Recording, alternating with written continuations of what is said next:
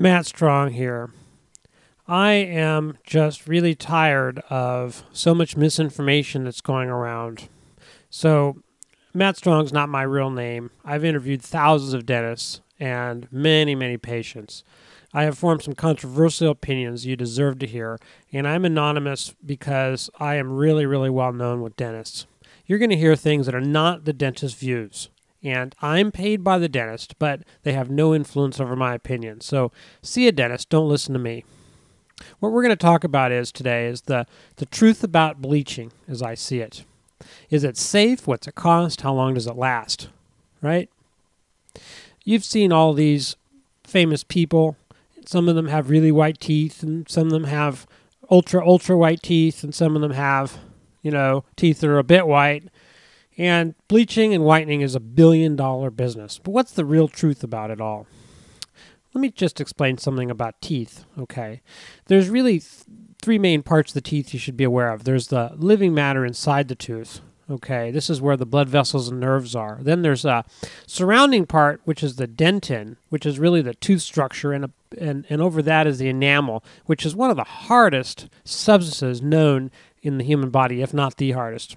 That's what's in a tooth. So when you're bleaching this thing, man, you're dyeing it. And things that can affect teeth and make them yellow are things like wine, tea, some things that you drink. Also, smoking will turn those teeth yellow and stain them. Medications. If you're really young, you might have gotten tetracycline, which is a bad thing when you're really growing and your bones are forming. It can stain your teeth.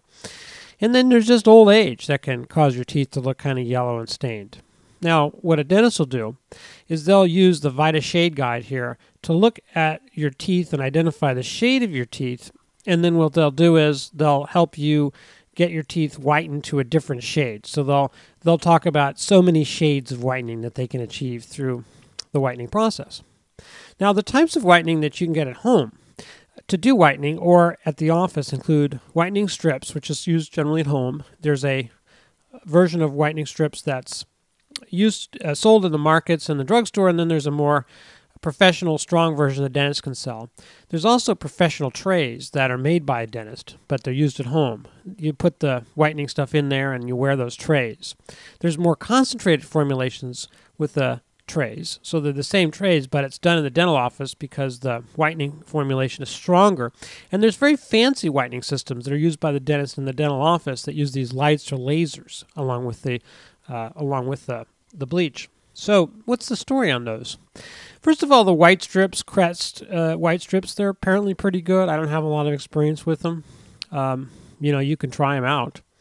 There's also the very fancy whitening systems that dentists use, like Bright Smile, that use the lights, and there's also Zoom whitening, which also use these lights. And we're going to talk about that and some potential pitfalls in a moment. Is one better than the other? Well, all whitening uses the same ingredient. They don't use bleach, but they do use hydrogen peroxide or carbamide peroxide. Basically, they all use the same thing. And it depends on how strong the solution is. 10%, 15%, 20%.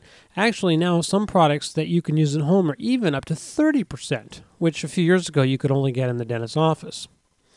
The only difference is concentration of how much peroxide there is. And the higher the concentration, the faster it works, the shorter the shelf life, so it doesn't last as long in the bottle, and the more irritating it can be to your teeth and gums. Now, problems with whitening include a temporary tooth irritation. It can be longer lasting and incredibly painful if it's not done right. It's rare, but this does happen. And gum irritation, especially if you don't get the professionally made trays. You don't want the bleach coming in contact with the gums. To minimize problems, avoid overnight treatments. Don't do anything where you stick something in your mouth overnight. It's not a good idea.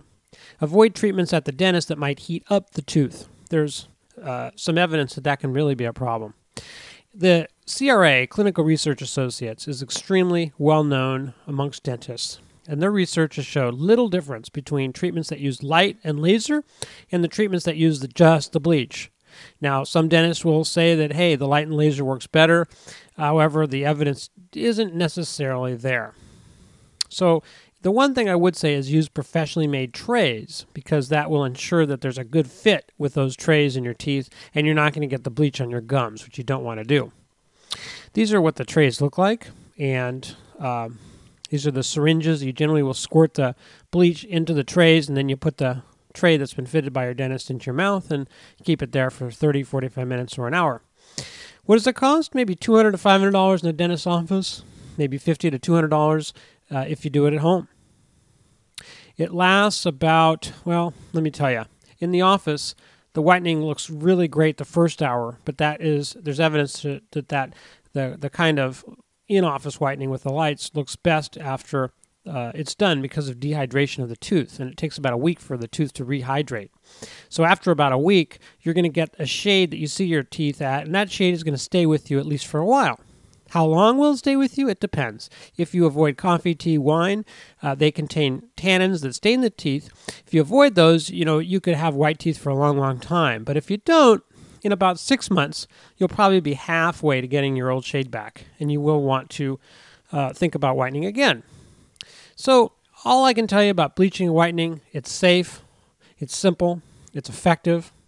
I prefer the in-office trays done either at home or in the office. Personally, I wouldn't go for the laser or the light bleaching, the fancy stuff. But done right, I think it's safe. If it's not done right, it can heat up the tooth, but most of the dentists are pretty good about that now, and they'll avoid that. So I hope this is helpful. It's Matt Strong here. Talk to you soon. Bye-bye.